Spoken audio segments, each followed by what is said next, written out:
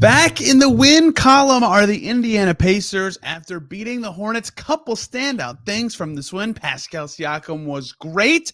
The Pacers defense got them a win. They held a team under 100. And I have something that I need to talk to you about that should make you optimistic about the rest of the Pacers season. Spoiler alert, it actually already started. We'll get to all of it today on the Locked On Pacers podcast. You are Locked On Pacers, your daily Indiana Pacers podcast.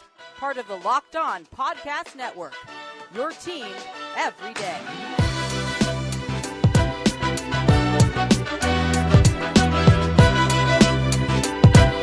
Happy Monday, y'all. Hope you had a great weekend, and welcome into another edition of the Locked On Pacers podcast, where we, of course, talk about the Indiana Pacers. As always, my name's Tony East. I cover the team for Forbes and SI, and today we have a lot to talk about. Pacers back in the win column, beating the lowly and injured Charlotte Hornets. But man, did the Pacers need it.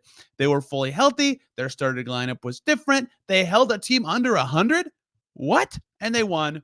Tyrese Haliburton played just enough. Pascal Siakam was awesome. So much to dive into for the Pacers from their win in Charlotte. And then we're going to talk about the thing that I think should be seen as the biggest point of optimism for the Pacers for the remaining 2+ months of their season. Granted, it's also a point of optimism for two teams similar to them in the standings, but we will get there when we get there. Hint, it actually started on Sunday. We will start in Charlotte, North Carolina, where the Pacers wire-to-wire, mostly stress-free, win over the Charlotte Hornets 115-99.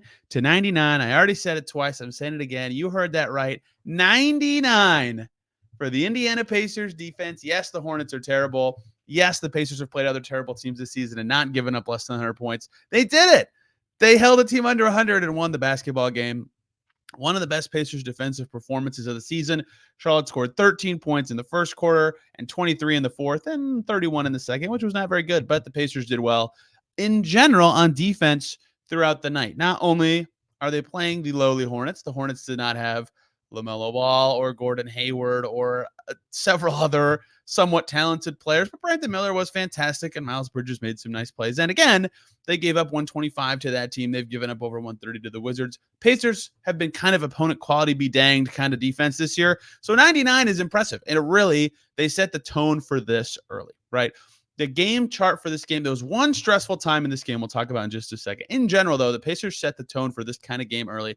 They were up 9-0 in the snap of a finger. They were up 7-0 in like 70 seconds, like barely over a minute. They were up 7-0. They were up 9-0 after 2 minutes. And finally, the Hornets took a timeout at like 9-1 or something. But that was like the entire difference of the game for most of the game. Like the Pacers were still up 9 in the mid to late fourth quarter. You know, that was that kind of game where that 8-point lead was significant. I guess it was 10 in the mid fourth quarter. But still, like that start to the game was enough for the Pacers to kind of cruise the rest of the night. That was really important for them to jump out to that start, both offensively and defensively, to get things going. And so the start of the game in their defense is the story for the Pacers. They got a pretty good night from just about everybody who hit the floor for any sort of meaningful minutes. I will start with Tyrese Haliburton, but I actually am going to start with the start of the game for the Pacers because we learned before tip-off, by God, can you believe it? Everyone was available. Myles Turner back in the lineup, Tyrese Haliburton playing and starting. Mathurin was available, McConnell feeling better. They had their top everybody, right? So Kendall Brown was active. The only inactives were Sheboygan and Isaiah Wong, who were truly inactive. And so before we talk about any player individually standing out, that was a big thing. We hadn't seen that from this Pacers team since they traded for Pascal Siakam, a fully healthy group. Now, they've had reasons to do lots of things with their starting five in the interim because of that, right? Some guys in and out, some guys playing better and then playing bad. So what they were going to do with their starting lineup was interesting, but they finally did in this game what I thought they would do right after the trade, which is start Andrew Nembhard at the 2. They've been starting Buddy Hield there. They started Mathurin there against the Kings on Friday. I thought that Nembhard made the most sense all along. They need the defense in that starting 5. Nembhard's offense is way less important. And yes, Hield is a fantastic offensive fit with the Siakam Haliburton duo, but he's not making anything. So he's not really an offensive fit with any group right now. If a shot starts falling again, maybe I will start pointing at different numbers. I don't need to right now. Right now, Nembhard's outplaying him and gives them skills they need in the starting five, especially next to Tyrese Haliburton. So they finally started that group. They played 16 minutes and 26 seconds, 46 points, plus 13 in 16 and a half minutes. How about that? Yes, they were playing the Hornets. Obvious caveats abound there, but they finally went to it, and I thought that was noteworthy. And again, playing the Hornets, we'll see against real teams soon, but that seems like something they will stick with when healthy. And not only did that group work, Nembhard didn't make a shot, like his actual shoot the ball offense wasn't great, but he only took threes in this whole game. He only took threes. And the rest of the starting five really gelled. Obviously, you can tell by those plus minus numbers, but even individually, they all played pretty well. Haliburton's the starting point. This is like, only I think this is funny because I'm a CBA dork, but the minimum required minutes for it to count as one of the 65 games for Tyrese Haliburton, his All-NBA quest is 20. He played 20 minutes and 17 seconds in this game. I think Zach Lowe said it perfectly on the low post. I'm not saying that they're making decisions for Haliburton's minutes based on the 20-minute rule, but I bet it came up in a meeting, right? Like, so anywho, he started after not starting against the Kings. I thought that was weird. He didn't play in the fourth quarter, but he didn't need to. They were up so much at times. He was awesome. 6 for 8 from the field, 17 points in this game. So he played well in his minutes. He looked fresh. They didn't need him for the fourth quarter. I maintain that if they're going to do it with this sort of minutes distribution and they can't play him for all 4 quarters, the first 3 is the way to go. And hope you build up enough cushion to hold on and win like they did in this game, or you figure out what other combinations and players are working so you can rely on what you know is working in the fourth. Yes, I understand the argument of you want him to close, but that's not possible with what they're going with for his minutes plan right now. And either way, he was good in his 20 minutes and 17 seconds in this game. Nembhard, despite not making a shot, only had 1 turnover, had 3 assists, and defended quite well. Bryce McGowan's, who he was guarding a lot of the game, did not make a shot. Ish Smith was 1 for 3. Lots of the guards he ended up on had tough nights. Nick Smith, their first-round pick rookie, was 1 for 8. I could go on. And that's what Andrew Nembhard does. Myles Turner, double-double. 16 points, 10 boards, 2 assists, plus 16. Aaron Nesmith made his threes, but in particular was just awesome. I've got to do an Aaron Nesmith deep dive post-trade deadline because he has been fan-frickin-tastic in the year 2024. 22, 8, and 4, plus 19. He defended pretty well on Miles Bridges. Brandon Miller had his way with some guys all night. And then Pascal Siakam, to me, his second best game as a Pacer behind the Sixers game where he had the triple-double. 25 points on 20 shots. 8 rebounds, including 3 on the offensive end that were key to getting second chance layups, and 9 assists, leading the team in assists in a game where they were moving the ball very well. 25, 8, 9, plus 30. And that is kind of what I'm referring to when I say you figure out who's working and can work when you can't have Haliburton for the fourth quarter, when you structure his minutes this way. And then in the fourth quarter, let's just hypothetically say exactly what happened tonight happened, where the Pacers are up 24 in the mid-third, and then the Hornets go on a 14-0 run. So early fourth quarter, all of a sudden, we're only up 10. We thought we were going to cruise to victory. What do we do to solve this problem now that the score is 98-88? You immediately sub in Pascal Siakam, who came in. He actually came in when the run was at 10-0, at 11-0 is when he actually came into the game. And then he immediately hit a free throw, and then he immediately scored a put-back layup. That was significant to know they could turn to him, that he would have value to their team, that he could stop this run and make it so, hey, it's a 10-point lead. Just kidding. We have Pascal Siakam on the floor. We're good to go. He was very, very important in this game in stopping that run. That was the last significant Hornets push. They had one in the early third, which was, the Pacers looked awful to start the third quarter. That was their worst stretch of play all game. But once they stabilized from that, they kicked the Hornets' butts basically for the rest of the game. And they were great all night. Defensively, that starting lineup was good. They found a new groove. Their bench unit was good enough. We'll talk about those guys in just a second. And in general, a lot to like. This is a get-right win in every way. It's the Hornets. They're not very good. Well, the Pacers did lose to them, even though they were healthy earlier in the season. But it did because of the starting lineup change, because of Haliburton's minutes distribution, because of the defensive nature on all non-Brandon Miller players on the Charlotte Hornets.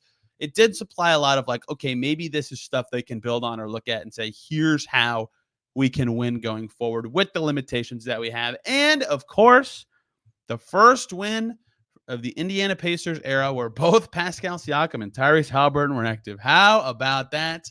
It's crazy that it took this long. It's February. The trade was on, I think, January 17th or something, but it finally happened, and now they can try to stack them consecutively with an easier schedule. Hint, that is what we'll be talking about to close out today's show. Plenty more to talk about from this game. Some bench performances, lots of interesting little notes from throughout the game as the Pacers are now 28-23. Before we talk about any of that stuff, though,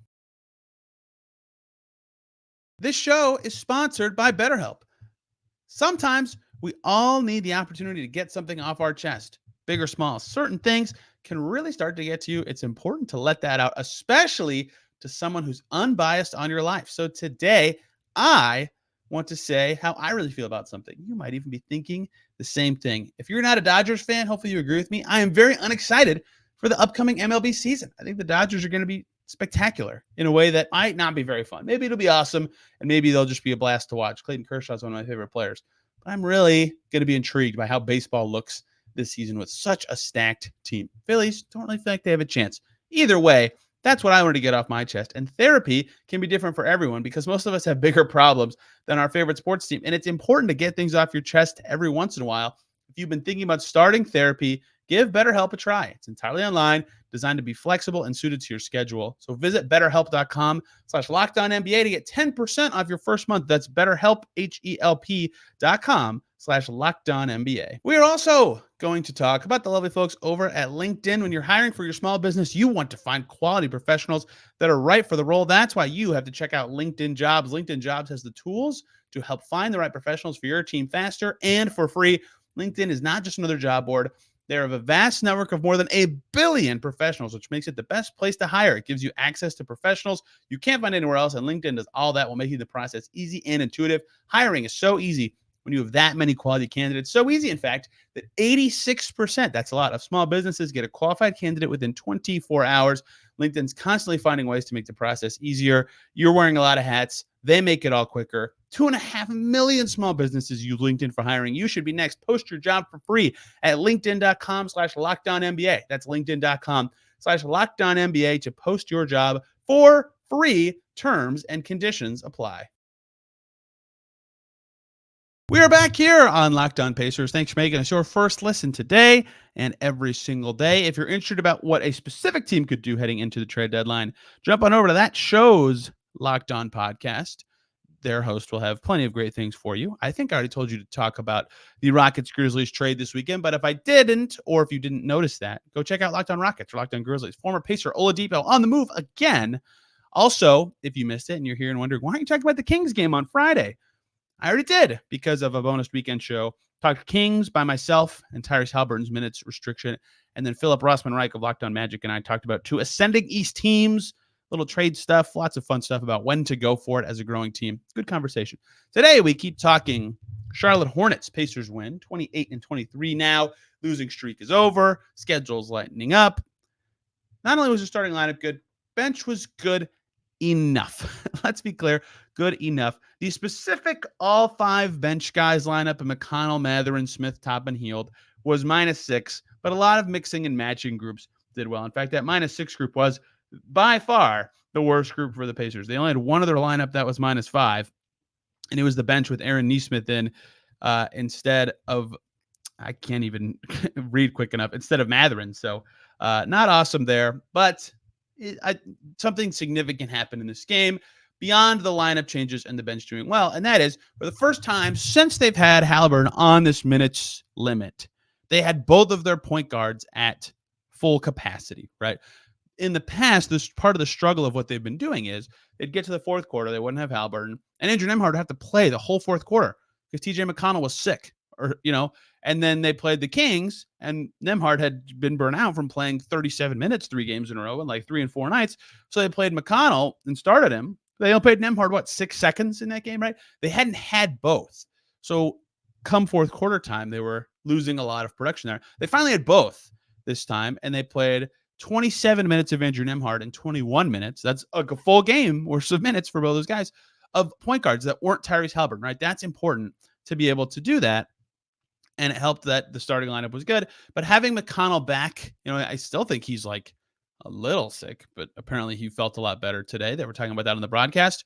He had 4 points, 6 rebounds, 7 assists. He did have a lot of turnovers, which was uncharacteristic of him, certainly, but that was really needed, right? The fact that they had stable ball handling play all night is something that they've been lacking significantly, really, since this whole thing started, right? Those guys played pretty well when Haliburton was totally out, but since he returned from the injury and they've had him on this, low 20 minutes plan, it's been really tough for them to kind of get this going, especially when Mathurin was out too. They did not have enough ball handling. Now they have everybody back, and you could really tell what kind of value that had. Mathurin had a weird game because his stat line doesn't look that good. He was 4 for 12 from the field for 14 points, but his points were kind of significant in that the bench was not doing a good job scoring besides him. And he got to the line a lot. He had a third of the Pacers' free throws. He was actually pretty important, and he finished +3. He's been playing better of late, I think. Jalen Smith, again, a significant game with his 10 points off the bench. Buddy Hield just got to make a shot at some point. Because it's more significant now to think about Buddy Hield's minutes when they're fully healthy, because Ben Shepherd did not play in the rotation of this game. That was the consequence of them being fully healthy. I get this might be an unpopular opinion amongst fans right now. I would play Buddy Hield over Ben Shepherd in the fully healthy Pacers rotation, but at some point he has to make shots, or else that will not be reality for the Pacers. And he was 1 for 4 in this game. He made it 3 in the first half, but he had the first 2 threes he really took his time and thought about it. And I thought, man, that is not how Buddy Hield shoots normally. Very surprising to see it like that. So in general, they had a lot of good performances amongst some weird stuff, but the biggest takeaway from the Pacers specifically is here's what fully healthy they can do to mitigate the issues they have with the minutes restriction for Haliburton. That's still the biggest story around the team right now, because Siakam looks more integrated to me, right? Him and TJ McConnell had this really nice connection in the second quarter where you could tell, like, okay, they figured out like where Siakam's cut timing is and how to get him the ball in the best spots and who to score over, right? You can tell recently he's played 10 games now. They're figuring him out a bit, right? It's helping Myles Turner. It's clearly helping Aaron Nesmith. That's working better. But they still couldn't quite get all their lumps figured out. And, I have a quote in a recent story from Ben Mathurin about, like when Haliburton's on this minutes restriction, some guys have to be more aggressive at times and less aggressive at others. And they have different lineups and they're trying to accomplish different goals. And like, they have to do that because of this. It's only 14 weird minutes really per game, but Haliburton's slightly less effective. He was really patient in this game. He didn't really get going until late in the second quarter. And their lineups are all different and unique. So that's still the biggest story to me, is how they kind of figure that out. Having all the resources available to do it, all the extra guards being healthy, their bench unit being whole, that made it a lot easier. Like every lineup they had on the floor made sense, right? There wasn't and sometimes this is gimmicky and sometimes it's effective, but like there wasn't Siakam at the 3 in a big group, or Siakam at the 5, or like both point guards on the floor, or no point guards on the floor. Like, sometimes those guys have gone fine for the Pacers in this stretch, but sometimes they haven't. We're hoping Ben Shepherd and Buddy Hield can handle the ball enough in the fourth quarter today. None of that. Now that they're fully healthy, that was a key takeaway to me as well. And we'll see what that lasting impact can be when they play, again, more serious teams later this week. But that was important, I think. And to see that starting 5 do well while also having that, there was never a lineup on the floor that I was like, I need to immediately note this group was in there for this stretch. Like, Haliburton entered the game in the second quarter with 2 rookies, right? Like, that was pretty weird. So they had bad stretches in this game compared to their best, but they were still like up 10 and keeping the Hornets at arm's length because of all that. And their depth advantage was back, and it just made everything way easier. So even with the bad start to the second half, even with Brandon Miller going crazy, he was amazing in the second half. He can make me look dumb for having him 4th or 5th. I can't remember. Among the guys in this draft, he's been really great this year. 35 points. They still were able to just crush the Hornets, who are banged up. And that's what they needed. Pascal Siakam, fantastic. Andrew Nembhard back in the starting 5. Tyrese Haliburton getting his minutes in. The key takeaways for the Pacers, and their defense got it done. I think that's the last thing to talk about here. I alluded to it earlier. Allowing 99 is nuts. They've only been under 110 allowed like 6 times this season, and they got a team under 100. Hornets shoot 39.8% from the field, lowest of any Pacers opponent. They only turned it over 10 times. They got 11 offensive rebounds. They took 25 free throws, right? A lot of stuff that says they should have had at least an okay offensive night, but the Pacers contested shots and made them uncomfortable, even if they had lots of chances. 88 shot attempts for the Hornets and more free throws. They did a pretty good job in the possession battle against the Pacers in this game, but the Pacers actually defended pretty well and were contesting. And yes, the Hornets aren't that talented, but they've been, even recently with this level of banged up, well over 100 in many of their recent games. So credit to the Pacers for holding them to 99. They scored 106 against the Hornets, or against the Thunder, on February 2nd, 110 against the Bulls, 122 against the Jazz. They beat that Karl Anthony Towns 62-point game with 128 in late January, right? They've had some nice scoring nights of late, and the Pacers were able to slow them down. So Pacers get it done. New formula. They're getting healthy. We'll see how long that lasts, but this could be something for them to build off of with their many, many successes in this game. We have to close this out with something that I would like to share with you that I think is important, and that is perhaps the biggest reason to be optimistic about the Pacers for the rest of the season. January's done, and they actually did pretty well, 10-7 in January. Their schedule gets way easier now, and I've been talking about this for a while, but I'm finally going to break it down numerically and with words and data and stuff to make it make sense. So let's close out today's show by talking about the biggest reason to be optimistic about the Pacers for the rest of the season. Before we do that, though, we got to talk about LinkedIn because it's Super Bowl week. Happy football to all who celebrate from FanDuel, America's #1 sportsbook. If you were like me, Super Bowl Sunday is all about getting the best spot on the couch. It's my little indented seat because I sit there every time. You get your favorite snacks and you watch your friends have a great time placing some super bets. The game, the food, the commercials, everything's a blast. And FanDuel can make it even more fun. They have so many ways for you to end your season with a W or 2 or even 3. Not only can you bet on who will win Super Bowl 58, but FanDuel also has bets for things like how many points will be scored in the game or which players are going to score a touchdown and so much more. New customers on FanDuel, if you join today, you'll get $200. That's a lot in bonus bets if you place your first bet of $5 and win it. So just visit FanDuel.com/lockdown to get that offer and sign up. Again, $200 in bonus bets if your first bet of $5 or more wins. That's FanDuel.com/lockdown. Make every moment more with FanDuel, an official sportsbook partner of the NFL. And we're back here on Locked On Pacers. Thanks for making us your first listen today and every single day. For your second listen to Locked On Hornets. Hear about the loser side of this and Brandon Miller's fantastic run of play recently. Spectacular, over 20 points a ton. I thought the key matchup of this game was going to be Brandon Miller versus whoever started at 2 for the Pacers.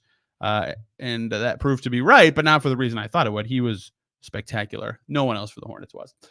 Let's talk about the Pacers' schedule for the rest of the season. I've talked about the schedule twice this year, and that is before 2 cushy parts that the Pacers needed to take advantage of. When they did, when they did not. We're going to do it again today, and I have way too many notes about this. So let's just dive right in. They just played the Hornets, right? They played the Knicks in their first game of February, and that's when their really tough stretch of schedule ended. So after that Kings game they lost Friday, it's Charlotte, Houston, Golden State, then New York, who's tough. Then Charlotte, Toronto, Detroit, Dallas, Toronto to close out February for the Pacers. And they also have San Antonio, Dallas, Orlando, Chicago, Brooklyn, right after all that. That gets you to mid-March, right? So I could just read through that and you can go, wow, that sounds pretty easy. Let's actually put some stuff to it. Let's put some substance and numbers behind this. So here are some teams that the Pacers are done playing this season. The Boston Celtics, the best team in the NBA. The Milwaukee Bucks, the second best team in the East. The Denver Nuggets, the reigning champs. The Phoenix Suns with Kevin Durant and Devin Booker. The Philadelphia 76ers, who maybe that's not that good to not be playing them anymore. They had to play Joel Embiid twice, but they beat them twice, right? That is great. They're done with all those tough teams, and they have the fewest games left, tied with a couple teams, but still, of any team in the league at 31. Most teams are at 33 or 34 right now. Tankathon has this feature, and we'll talk about their actual strength of schedule in just a second, but it lists your 5 toughest opponents for every team for the rest of the season. And, every team's got Boston on there and Minnesota and, Oklahoma City. The Pacers have OKC in Minnesota. The Pacers' 5th toughest opponent by win percentage right now for the rest of the season is the New Orleans Pelicans. They're the only team that has the Pelicans in their toughest 5 opponents left. No one else has the Pelicans. Everybody else has 5 harder opponents by difficulty, right? They're the only team that has New Orleans there, which is just bananas to think about. And their easy opponents are still aplenty, which we'll talk about in a second, right? They have done a lot of the hard parts of their schedule, right? They only play Miami one more time, and it's at home. They only play Minnesota one more time. It's at home. At New York is going to be tough for the Pacers. At Cleveland, at OKC, those are all tough for the Pacers. All the rest of their games against a top 5 team in either conference are either done for the season or in Gainbridge Fieldhouse. That alone, everything I just said about the hard teams says a lot. Now, let's talk about some of the easier side of things. According to that Tankathon ranking I just had, which again is just raw, let's look at your opponents. Let's see what their win percentage is. That's your strength of schedule for the rest of the season. The Pacers' combined win percentage of their opponents for the rest of the year is 47.5%. That is the third easiest schedule for the rest of the season in the entire NBA, right? That is a reason for optimism. They've done a lot of the hard stuff. So let's look at the teams outside the plan in each conference. There's 10 of those. And this group does not account the Hawks, who the Pacers play again at home and they've done very well with the Hawks. And it does not count the Lakers, who are in the plan in the West, but also are not particularly great this year. And they play them twice. So they have 2 home games of those 3. So the Pacers have 2 more against the Pistons, who are terrible. Another one against Charlotte, who are terrible, but beat the Pacers once this year. They have 3 more against the Raptors, who are now tank-tastic compared to the first time they played the Raptors. They have 3 more against the Nets, who could be tank-tastic, depending on what their trade deadline looks like, and are not a particularly good team. They play the Spurs again. They play Houston again, and it's at home. Both of their Warriors games have not happened yet, and one of those will be at home. Warriors could be tough. Houston could be tough. One of those Toronto or Brooklyn games could be tough. Whatever. You can cut through all that. Well, that's 13 games I just described for the Pacers. 2 Detroit, 1 Charlotte, 3 Toronto, 3 Brooklyn, another Spurs, another Houston, 2 Warriors. That's 13 games. If the Pacers win 2/3 of those games, which would probably be bad, that's 9 wins in that stretch of 13 games. That's already 9 more. That already gets them to last year's win total without accounting for any of the rest of their 22 games, right? So that is the reason for optimism for the Pacers the rest of the season is their schedule gets way easier all of a sudden, starting really yesterday for you listening or today for me talking on Sunday against the Hornets. That was the start of cushy time. The other way I could really describe this is the Pacers right now, as of February 4th, are 28-23, right? They're 5 games over 500. I ran through the schedule before the season and picked every game win and loss, which helps you see a lot of stuff, right? When are the back-to-backs? When are the difficult stretches? When are the travel things? All sorts of that. If you listen every day, you know how often I talk about this, right? And I predicted the Pacers would win 40 games this season, right? So I thought by now they'd have 21 wins. They actually have 28, 7 more. So if my prediction for their win totals for the rest of the season are correct, the Pacers are going to win 47 games. That's how much easier the rest is. I thought they'd be 21-30 right now. And instead they're 28-23. They're obviously better than I thought. I'm obviously wrong about the team. But if just that alone shows you how much easier this gets. Like their April schedule is laughable. They have 1 hard game in all of April out of 7, right? And they have an easy rest of their February. March can get a little rocky. Like there's a stretch or 2 in there that's like, oh, that's kind of hard. But in general, the Pacers have to feel pretty good about getting through January with a good record, about rounding a little bit into form of late. They found some solutions, I'd say. They were close in New York. They were close in Boston. Yeah, their record's not great since the Siakam trade, but I think the schedule's about to get easier. They're 5-6 Siakam trade. That's not so bad. Their schedule's about to get easier. They're reworking guys into the lineup. They're getting healthier. Things are looking up for the Pacers. There's one downside to the schedule I haven't said yet. The thing that for the biggest storyline for the Pacers after the All-Star break, I'll probably talk about this close to the break, is where is the standings in the East, how it's broken out, right? As it stands right now, the top 5 in the East look pretty set to me, right? They have separated themselves from the Pacers. The 76ers have fallen to 5th. They're 7 games out of 1st. The Pacers are 10.5 games out of 1st. They're in 6th, right? So the Pacers are 3.5 games out of 5th. The Pacers are 4.5 games ahead of 9th, right? So there's clearly a tier the Pacers are in that's outside the top 5, but above that yucky plan tier. And it's them, Orlando, and Miami, who, as it stands right now, are all separated by 1.5 games. The Magic have won 3 in a row and are half a game behind the Pacers. So the biggest storyline non-schedule for the Pacers right now for the rest of their season is, can they hold 6th and just be in the postseason? and potentially have an easier first-round opponent? Can they avoid that 7-8 play-in game and all that? That all, can they avoid Boston in the first round? Right, that's all very important, is getting into the playoffs, obviously, but particularly getting 6. So their easy schedule makes it sound great. Yay, they have an advantage there. Well, I said the Pacers are the 28th easiest schedule remaining. Orlando has the easiest schedule remaining. They have 2 Pistons, 3 Hornets, 1 Spurs, 1 Blazers, and 1 Wizards left. And the Heat have the 5th easiest remaining schedule. They have 3 Pistons, 2 Wizards, 2 Blazers, and a Spurs game left. So the Pacers still have to take advantage of this schedule. They can't have any more of these losses. And this is the elephant in the room. They've already lost to the Wizards. They already lost to the Hornets. They lost the Bulls when they stunk. They lost to the Raptors. They lost to Blazers twice. They should not be given a pass because they have an easy schedule. But it is a reason for optimism. And they need to take advantage of it because the Heat and the Magic, who have not made a significant upgrade trade like the Pacers did, are right there, and the Pacers need to do everything they can to hold them off and get that 6th seed. We'll be covering all of it down the stretch here on the Locked On Pacers podcast. It's trade deadline week, and I just went 30 minutes out talking about the trade deadline. Tomorrow, that is a significant portion of what we'll talk about. Jimmy Cook from 1075 The Fan, frequent guest, one of the great people in indie sports media, will be joining us to talk about maybe standing pat. Does that have value for the Pacers? What should they do if they don't want to stand pat? All sorts of stuff trade deadline related. We'll talk Rockets on Wednesday. We'll talk trade deadline Thursday and Friday.